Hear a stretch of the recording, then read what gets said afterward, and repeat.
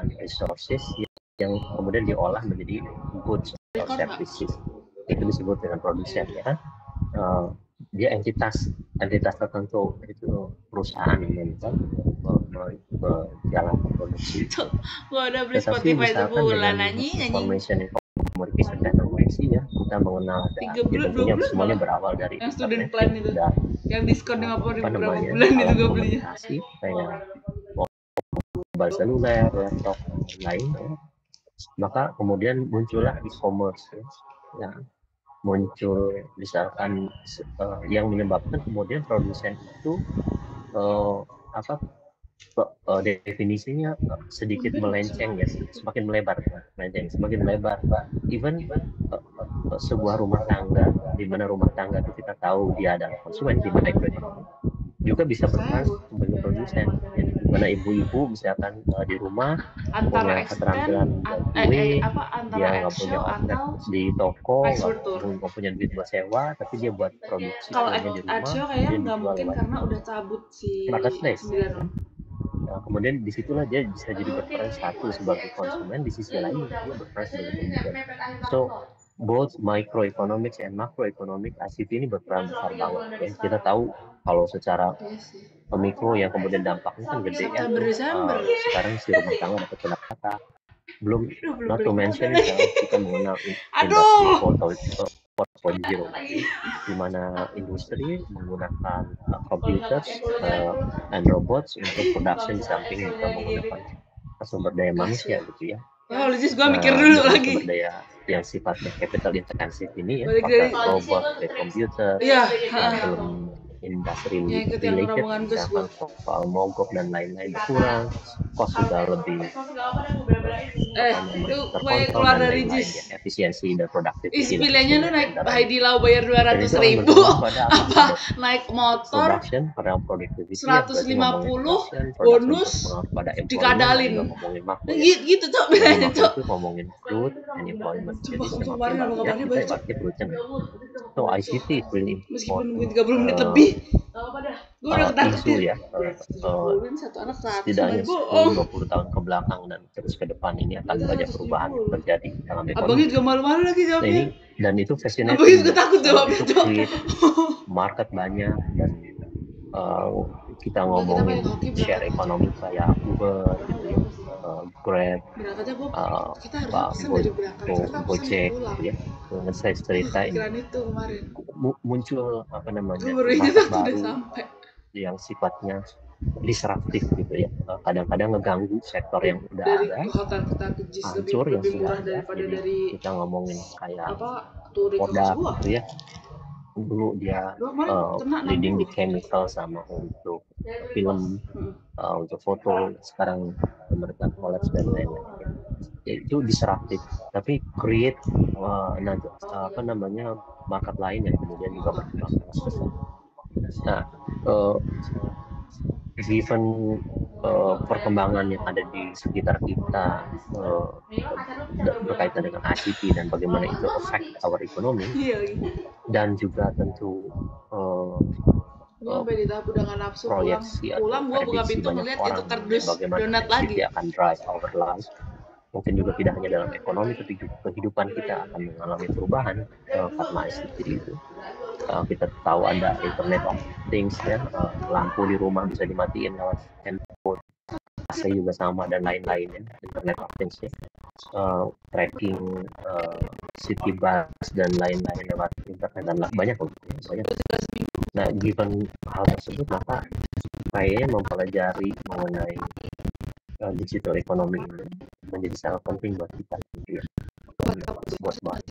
Nah, di situ saya sebutin tuh, ya, di tahun 2023 aja melihat e-commerce lah. Kalau ekonomi kan kita masih ngomongin duit, ya. E-commerce itu di Indonesia itu juga $62 miliar. Di total nilai barang dan jasa yang dijual lewat platform e-commerce, $62 miliar itu gede.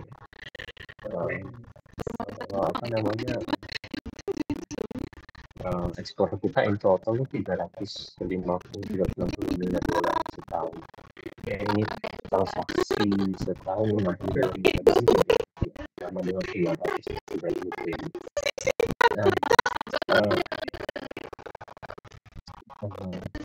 sehingga kayaknya penting banget kita bahas gitu. Nah oleh karena itu apa sih yang kita mau bahas gitu di bulan ini? Yang pertama adalah sebenarnya apa digital economy itu sendiri apa gitu. Yang kedua adalah ngomongin aspek fundamental dari digital economy seperti nature produksi barang dan jasa digital. Yang ketiga itu marketnya sendiri yang akan kita lihat ya, pasti market dari barang dan jasa digital itu. Kemudian masuk ya, kalau udah tahu marketnya ya pasti kita ngomongin strategi ya. Strategi itu how to run the business, how to innovate ya dalam industri digital. Itu kita akan pelajari pola-pola inovasi, pola strategi bisnis yang dijalani oleh para entrepreneur di sektor ini. Termasuk juga kita akan belajar beberapa model spesifik mengenai praktek industri dan tersebut. Nah, jadi ini yang kita bahas. Nah, tentu at the end of the subject kita bisa menganalisis berbagai perkembangan pasar ya, digital good and service ya. Strategi perusahaannya tadi kita juga harus mengerti di mana perusahaan melakukan inovasi yang mengandalkan ICT.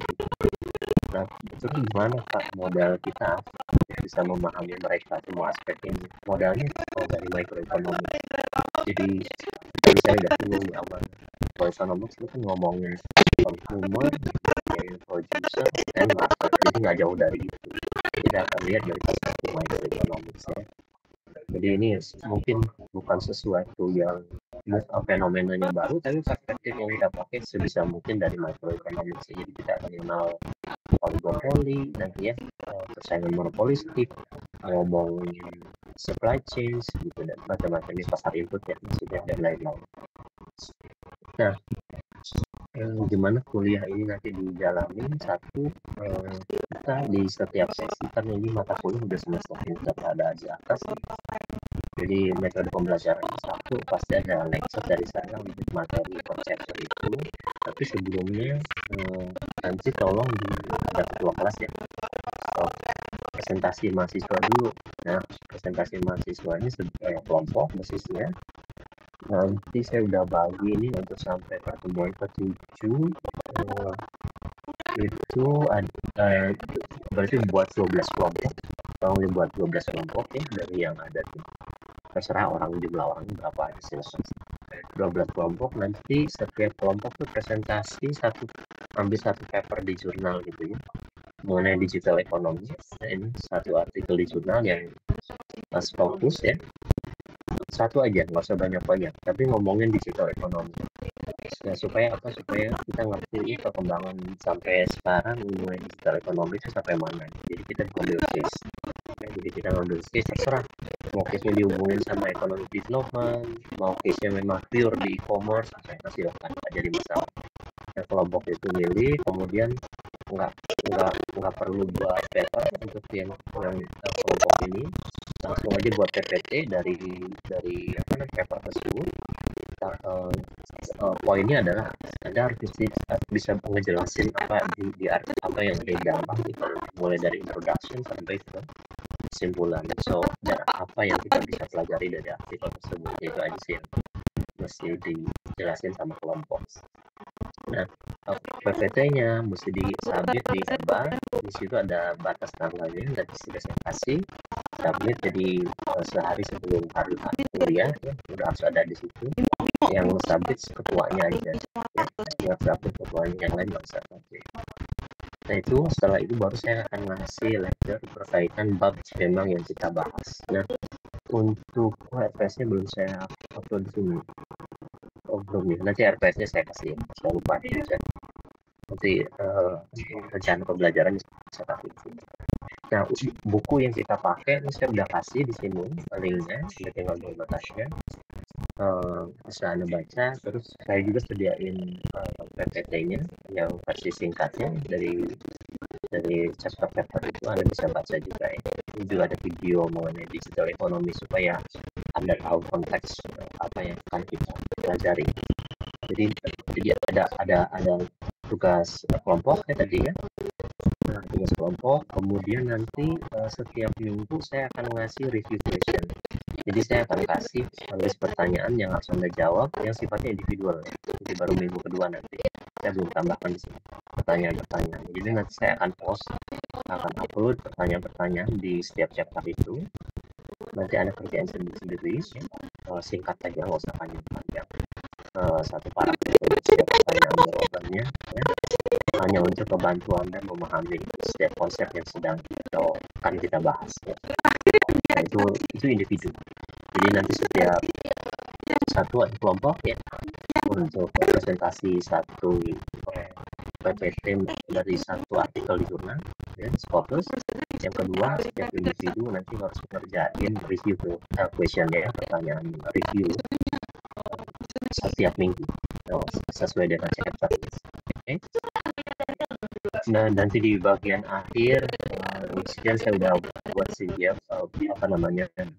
buat paper aja, itu nggak ada ujian formal di dalam kelas, hanya Anda kerjain sendiri-sendiri. Saya udah kasih petunjuknya di situ, apa yang harus Anda lakukan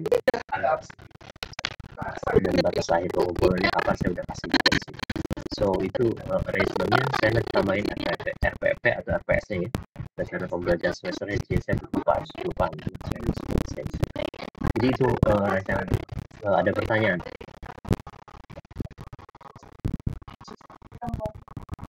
Kelompoknya bebas silahkan ketuain sendiri. Nanti ketua kelasnya tunjuk aja ya, tolong ketua kelasnya nanti WA ke saya. Ini aja perwakilannya siapa ya, ketua kelas. Ini WA ke saya tuh, saya ketua kelas gitu ya. Nanti saya komunikasinya sama ketua kelas. Banyak pesan kembali takut yang informasinya nyebarnya nggak rata, dia ada satu ketua kelas. Oke, ada pertanyaan sampai situ?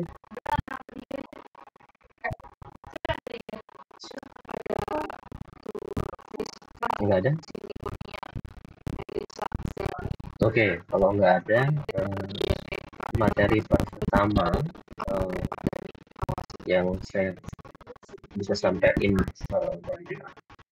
hari ini adalah berkaitan dengan digital ekonomi itu sendiri ya. Sebenarnya ngomongin definisi ya, tapi juga supaya juga mengerti konteks yang akan kita bahas apa aja.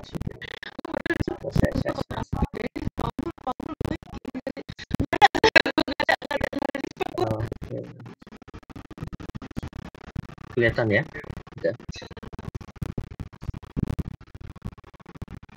Bisa kelihatan PPT? Sudah Pak. Oke, baik. Nah, ini cuma objektifnya, jadi habis materi saya sampaikan, kita mesti ngerti mengenai size dan criticality of digital economy ya, besarnya dia dan perubahan dia yang begitu cepat ya. Kemudian juga mesti ngerti sebetulnya ini sebenarnya terima kasih ke internet ya, dan juga alat telekomunikasi kayak mobile teleponi, gimana perannya gede banget dalam konteks mendorong terjadinya digital ekonomi. Jadi enabler yang membuat digital ekonomi berkembang itu diantaranya karena ada internet, itu akses internet maksudnya, termasuk juga alat komunikasi seperti mobile teleponi, handphone yang kita pakai, dan juga memahami mengenai apa yang dimaksud dengan digitalisasi dari ekonomi dan gimana itu berhubungan sama digitalisasi di jaringan komunikasi ya, termasuk dalam produksi dan penyimpanan digital information. Nanti kita bahas lah, kalau saya ngomong ini kayaknya kok nggak jelas apa isinya ya, tapi nanti kalau kita diskusi kita bisa ngerti. Nah,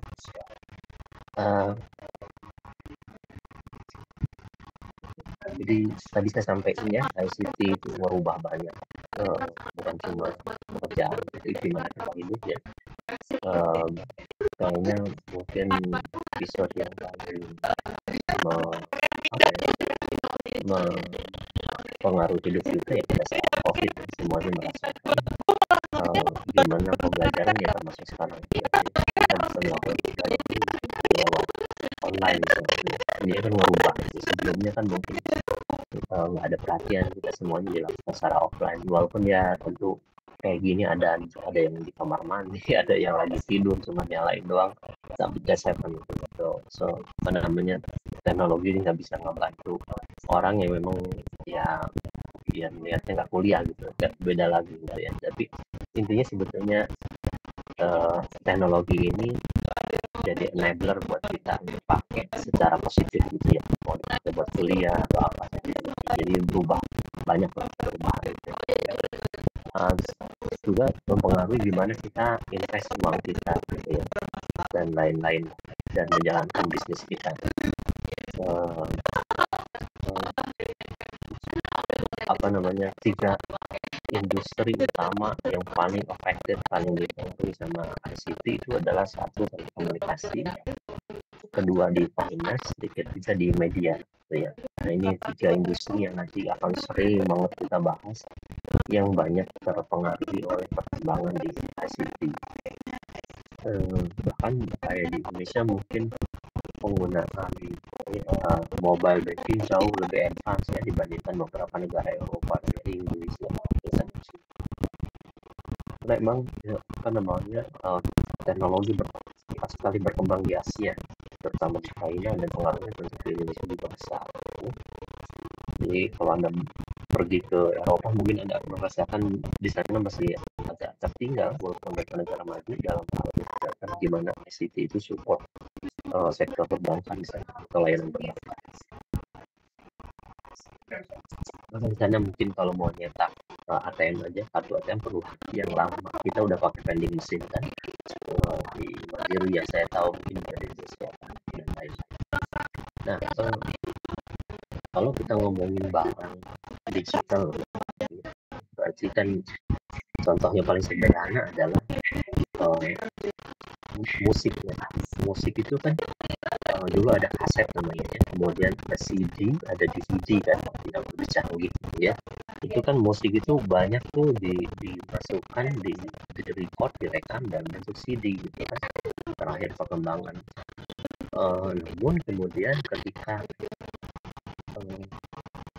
apa namanya, musik itu yang tadinya recorded, artinya secara analog disimpan, kemudian disimpan dalam bentuk data digital ya, dalam bentuk file yang kita bisa akses di lewat internet, misalnya lewat Spotify, maka dampaknya adalah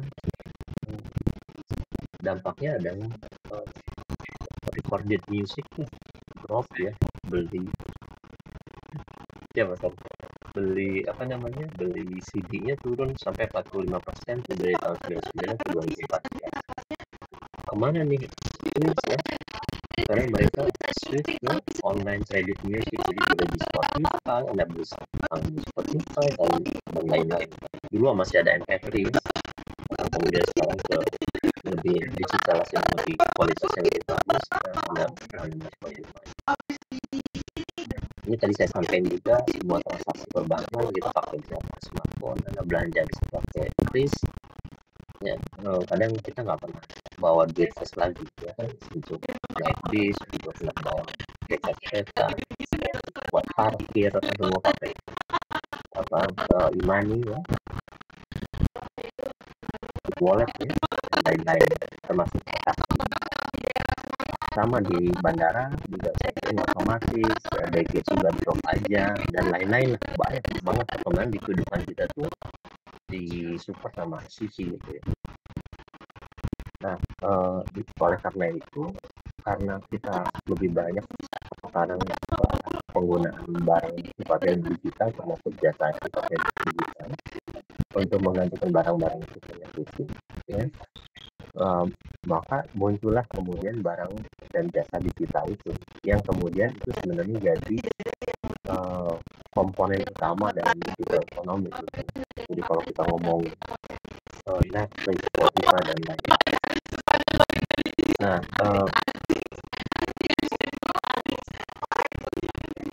apa namanya, digital ekonomi itu nggak bisa dilepasin dari industri ICT gitu ya. Jadi tadi saya bilang barang dan jasa yang kemudian jadi digital itu nggak mungkin ada atau muncul dan bisa dikonsum sama masyarakat tanpa ada information and communication technology.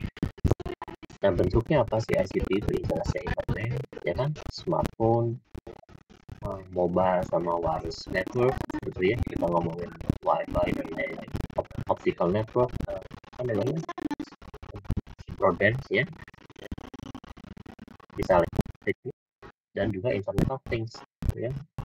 Belum lagi kalau kita ngomongin cloud storage gitu ya, dimana misalnya ngomongin big data, ngelihat sentimen analisis orang-orang mengenai satu isu di X atau di Facebook dan lain-lain, bisa muncul karena apa? Semua data tersimpan dalam cloud storage gitu ya.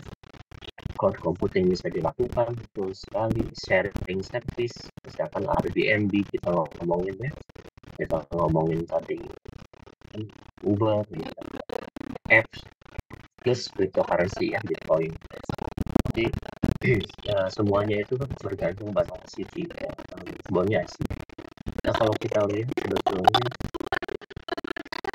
berapa banyak sebenarnya rumah tangga yang bisa akses internet di 2005 sampai 2019.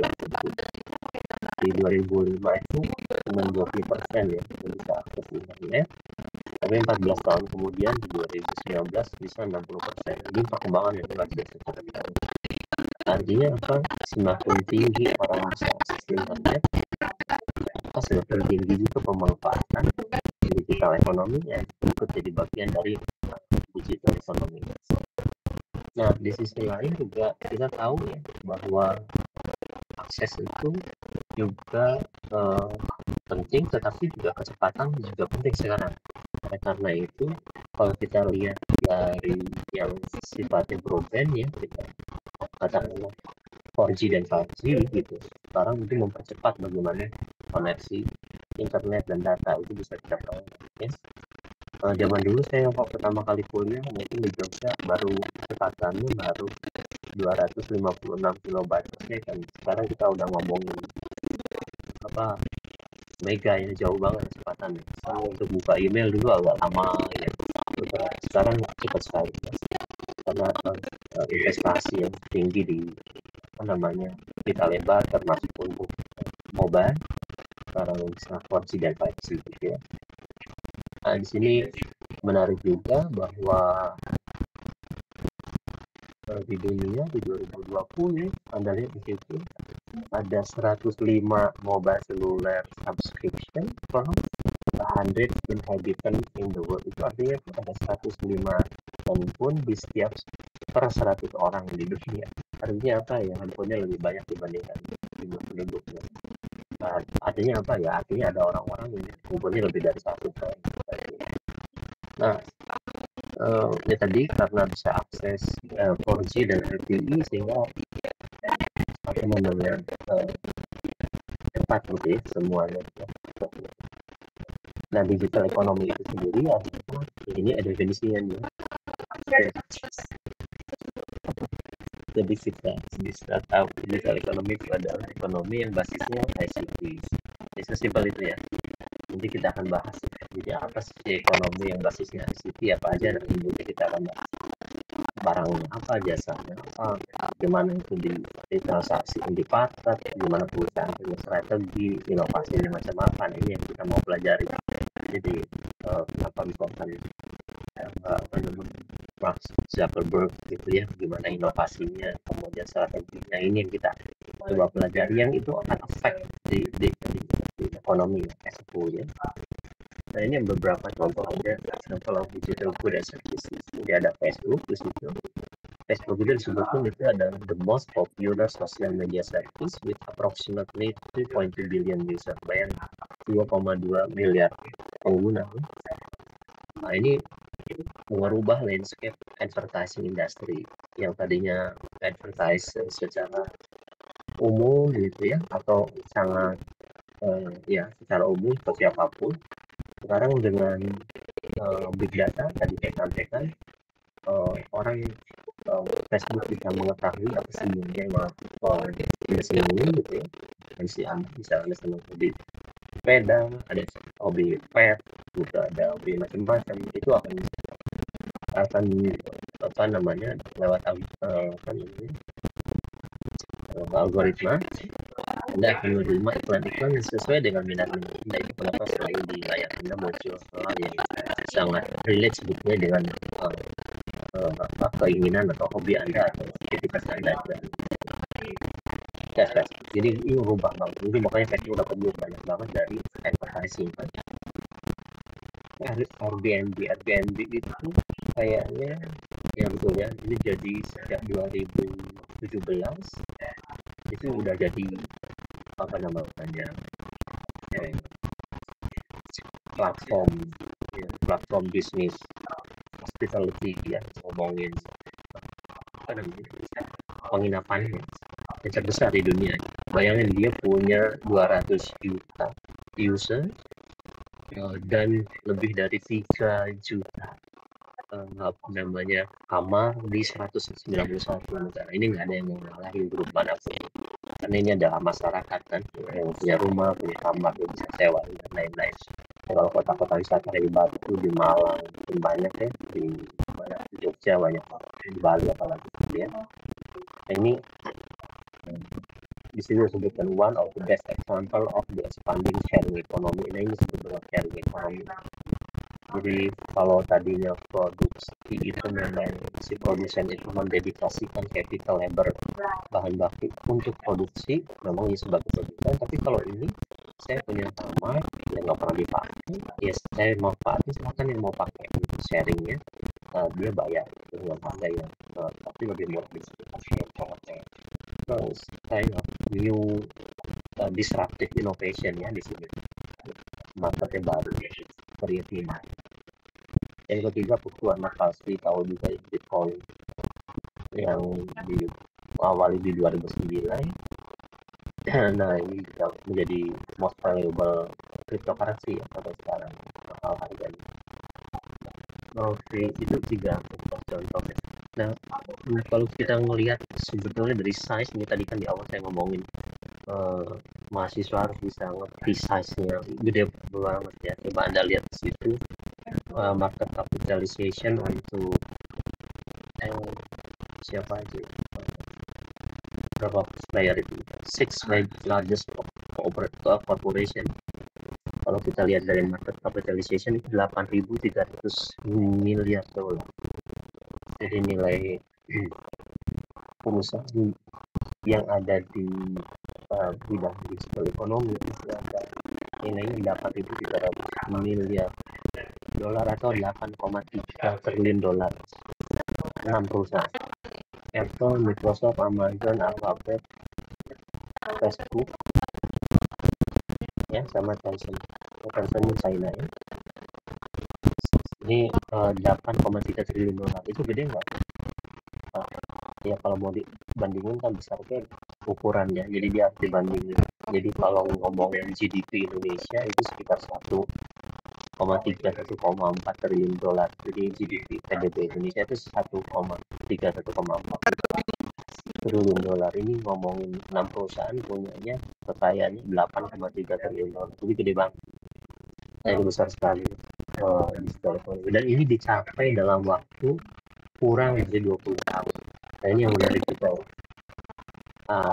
Makanya di sini disebutkan mereka menjadi konglomerat mendadak gitu, karena kemampuan mereka melihat, memanfaatkan situasi dan melihat masa depan. Tadinya Google misalkan hanya untuk search engine aja, ini sekarang udah bisa macam-macam. Gmail, Hangout, Google Docs ya, Google Drive, macam-macam ya. Ini setupnya banyak banget. Nah ini di dalam konteks Google ini ya, misalkan itu dikenal ada istilah ini di microeconomics ya, network effect, lagi dibahas ya di chapter 9. Network effect itu ngomongin makin banyak usernya, makin gede demand produk kita. Nah, jadi orang makin banyak pakai Gmail, itu kenapa kemudian makin banyak layanan yang dibeli sama si orang yang punya Gmail misalnya. Nah, ini disebutkan maybe the most striking fact that this company had only needed 20 years to gain their current market domination. Cepat banget mereka.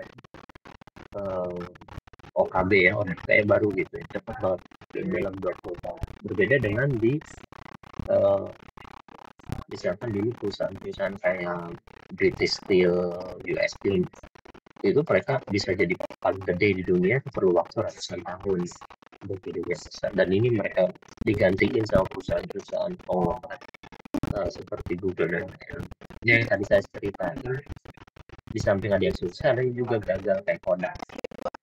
Yang tadinya dia apa namanya leading di market karena dia di chemical foto ya, sama kamera film dia nggak, kamera digital muncul, dia nggak berubah ke arah sana, dia mempertahankan terus di kamera film dan chemical product itu printing.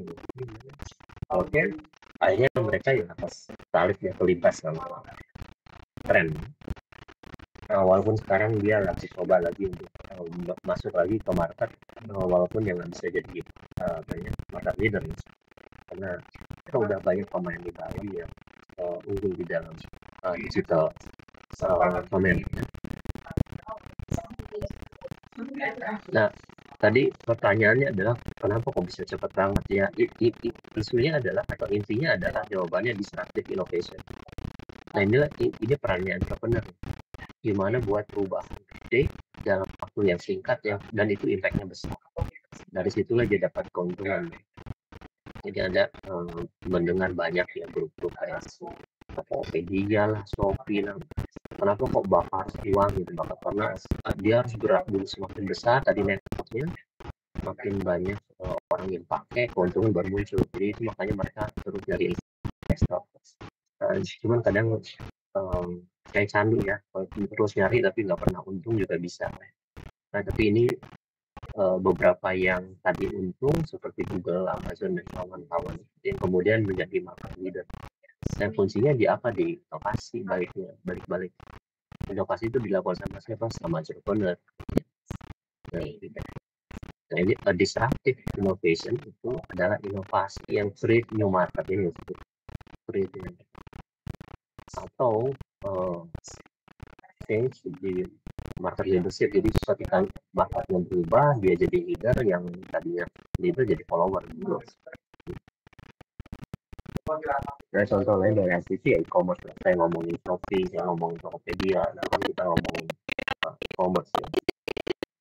Nah, ini kan online trading, baik itu barang sifatnya fisik, Anda beli selimut, beli baju, beli apa, atau sifatnya digital.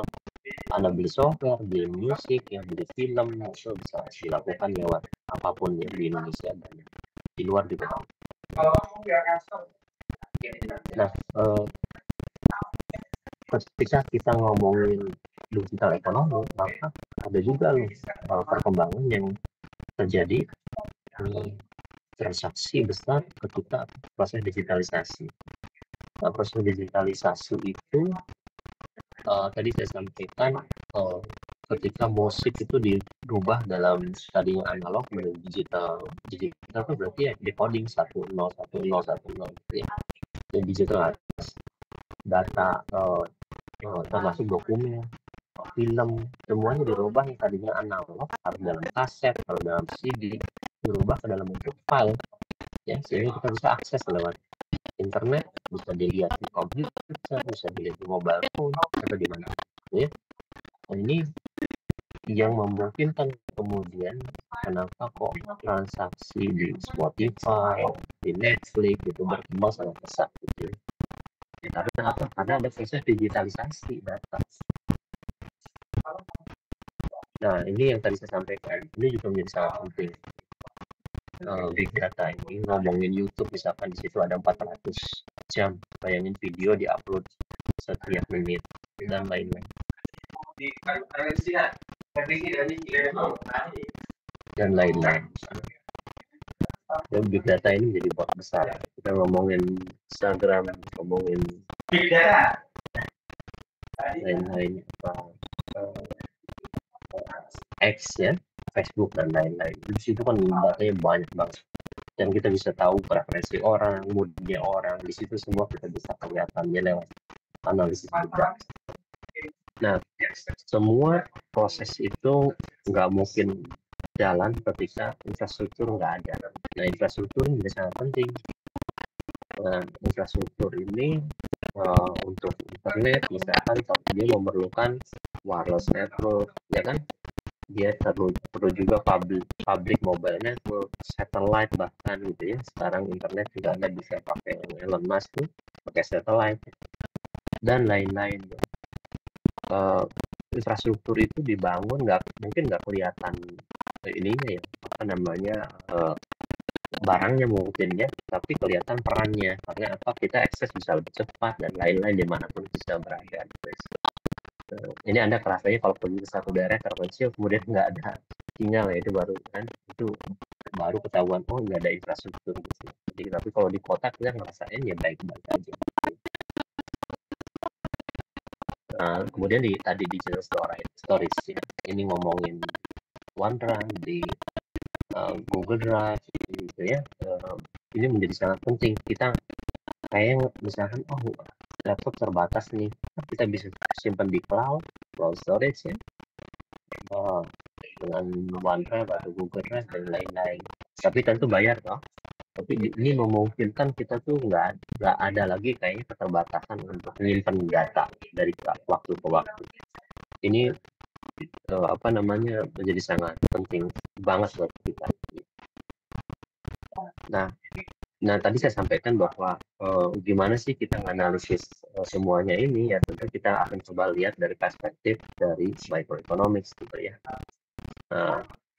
Oleh karena itu digital economy itu dianggap sebagai bagian dari cabang dari ekonomi mempelajari mengenai digital food dan service. Nah ini contoh aja gimana kita tuh bisa memanfaatkan IoT misalkan. Kalau di industri ya kita ngomong industri 4.0 itu kan IoT. Gimana internet, robot, komputer dipakai berbarengan untuk support proses produksi yang menghasilkan output gitu ya. Nah, ini menjadi sangat penting ya otomatisasi. Karena kalau di China Anda lihat lampu merah itu semua udah pakai IoT kan. Jadi nggak lagi pakai hitungan detik gitu ya, tapi ngelihat dari perkembangan traffic, dia akan berubah sesuai dengan perkembangan traffic. Dari mana dia pelajari? Dia pelajari dari history ya, detik demi detik di setiap jalan itu mereka akan pelajari sampai nemu formula berapa lama hijaunya stay, berapa lama merahnya harus stay gitu ya. Jadi semuanya mau mengawatkan teknologi. Di Indonesia mungkin baru di Jakarta di beberapa tempat sudah pakai IoT ya untuk traffic light, tapi di China mungkin udah banyak sekali. Ya kita juga ngomongin fintech ya, ini dampaknya ya, pinjol dan lain-lain. Jadi nggak selalu positif, ya selalu ada dampak negatif. Tapi intinya buat yang sisi positif adalah orang-orang yang nggak bankable ya, artinya dia nggak bisa diterima di bank karena dia nggak punya A, B, C, nggak punya lahan lah, nggak punya rumah lah, nggak punya sertifikat lah. Sekarang dia bisa pinjam misalkan dengan cara saya punya keterampilan sebagai petani nanam jagung, saya bisa dapat panen sendiri, saya bisa jadikan itu andalan untuk membayar sehingga bisa ada supplier untuk dana pemberi pinjaman ya, dan itu bisa dilakukan. Cuman ya moral hazard ya, baik dari sisi pemberi pinjaman, baik dari segi yang menerima pinjaman. Biasanya ini terjadi di China sekarang ya, banyak sekali non-performing loan dari fintech dan menyebabkan terjadi apa yang disebut dengan shadow banking. Jadi duit yang beredar lebih gede banget dibandingkan di perbankan, yang itu sangat bahaya gitu. Karena apa? Bisa sewaktu-waktu collapse karena kekurang hati-hatian dalam menjalankan industrinya. Robotic process automation tadi saya bilang industri 4.0 lah ya. Ini yang intelligent transport system tadi saya udah sampai traffic. Nah nanti ya kita akan belajar ya beberapa istilah kayak network ekonomi, platform ekonomi dan lain-lain, tapi ya pelan-pelan lah. Nah, bab 9, bab 10 nanti kita bahas gitu. Nah, ini tadi yang saya ngomongin Uber, sharing ekonomi, ada juga crowdsourcing kapitalism. Ini juga nanti saya jelaskan sambil jalan, ya, gimana nyari uang nggak mesti lewat perbankan, tapi juga lewat menggalang uang dari masyarakat yang punya uang lebih gitu ya, kumpulin bareng-bareng, namanya crowdsourcing. Dan lain-lain nanti kita bahas. Saya nggak akan ngabisin semuanya di sini. Oke, intinya sebetulnya banyak ya perkembangan di dunia dan kehidupan kita yang berkaitan sama ICT dan mempengaruhi gimana kehidupan kita sehari-hari dan juga ekonomi secara keseluruhan. Nah, ini sebagai pengantar yang akan membawa kita ke topik yang lebih spesifik nanti mengenai digital ekonomi itu sendiri ya. Produksinya gimana, tentu ada keunikan ya dibandingkan barang yang fisik. Barang yang digital itu unik, kita lihat apa keunikannya dan apa yang bedain di perkuliahan selanjutnya. Oke, jangan lupa aja nanti download ininya ya. Saya nggak bisa lama download ininya, buku e-booknya. Kemudian nanti kita diskusi mulai minggu depan. Jadi tolong ketua kelasnya bisa ngirim WA ke saya. Tadi siap proses apa yang WA saya. Terus siapa ya? Iya, Rosa aja deh ya. Kalau hari ini Rosa hadir, Rosa bisa jadi ketua kelas atau yang lain nggak masalah, siapa aja. Tapi kontak saya nanti kelompoknya tolong saya dikasih di lewat WA. Pastiin berarti minggu depan ada 2 kelompok. Jadi satu minggu itu ada 2 kelompok yang presentasi. Nah, supaya kita dapat update isu banyak ya, setiap pertemuan. Jadi ada 2 kelompok setiap minggu yang presentasi. Satu paper aja. Tapi kalian harus ngertiin apa yang disampaikan sama paper itu. Jadi jangan cuma baca gitu ya. Jangan pahami ya, supaya kita ngerti benar. Kira-kira gitu, ada pertanyaan?